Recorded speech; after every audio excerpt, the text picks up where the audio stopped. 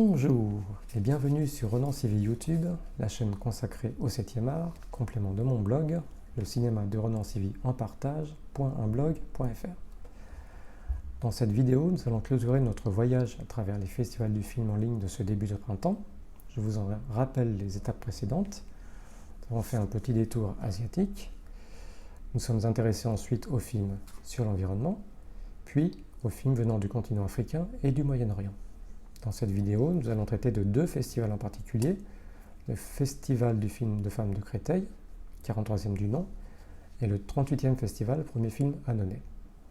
Commençons par le 38e festival Premier film Annonay, qui a comme particularité d'avoir une journée qui s'appelle Critique en herbe, dédiée au public jeune.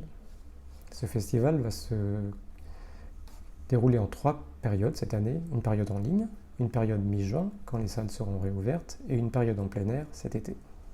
Voyons donc son palmarès. Le prix des lycéens pour Shorta, un film qui traite des violences policières au Danemark. Le grand prix du jury pour Zanka Contact d'Ismaël El Iraki, un film dont je vous ai déjà parlé dans la vidéo précédente, car couronné au festival de Lutzor. Le prix spécial du jury ex aequo pour 2 films, The Waller Boy de Philippe Juriev et Tantas Almas de Nicolas Rincon-Gilles, qui traitent respectivement d'obsession et de deuil. Je vous ai déjà parlé du premier, de Waller Boy, qui a déjà été récompensé l'année dernière lors du Festival de films de Péniel en Chine et lors du Festival des Arcs. Partons maintenant à Créteil, où s'est tenu le 43 Festival du film de femmes de Créteil, qui a accordé son grand prix long métrage de fiction à Covadis Aïda, un film dont je vous ai aussi déjà parlé, car lui également couronné au Festival des Arcs. Il raconte l'histoire d'une femme qui cherche à récupérer son mari et son enfant dans un camp à Srebrenica en 1995.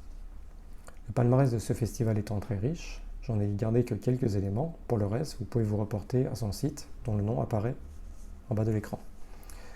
Le prix INA du court-métrage et prix du jury de l'Université Paris-Est Créteil, donc pour 3 feuilles d'Éléonore Coyette. C'est une fiction très originale avec des marionnettes. Le prix Anna Politovskaya, c'est une journaliste militante des droits de l'homme assassinée à Moscou en 2006. Pour I Love You, I Miss You, Hope See You Before I Die, d'Eva-Marie Rothbro, qui traite d'une histoire d'une mère qui veut élever ses 2 enfants malgré les grandes difficultés qu'elle rencontre. Dans la section jeune public, le prix Graines de Cinéphage, je trouve ce titre de prix très original. Pour le film A Regular Woman de Sherry Orman, c'est le récit d'une émancipation. Voilà, nous avons fait le tour de ces festivals de ce début de printemps, mais je ne vous laisserai pas sans évoquer avec vous les festivals de mai, ce joli mois de mai, qui démarre avec plusieurs festivals, donc vers la fin du mois de mai plutôt. Donc en voici quelques-uns. Donc le Festival du film policier en ligne, le 37e Festival du film Pays de Lunel, qui s'appelle Traversée, le 22e Festival Caméra des Champs, consacré au monde rural, le 18e Festival de cinéma de Brive, qui a notamment un focus sur Nelson Yu Likwai, qui est un réalisateur chinois et également directeur de photo de Chajiangke. C'est pour ça que j'en parle, parce que le cinéma chinois m'intéresse beaucoup.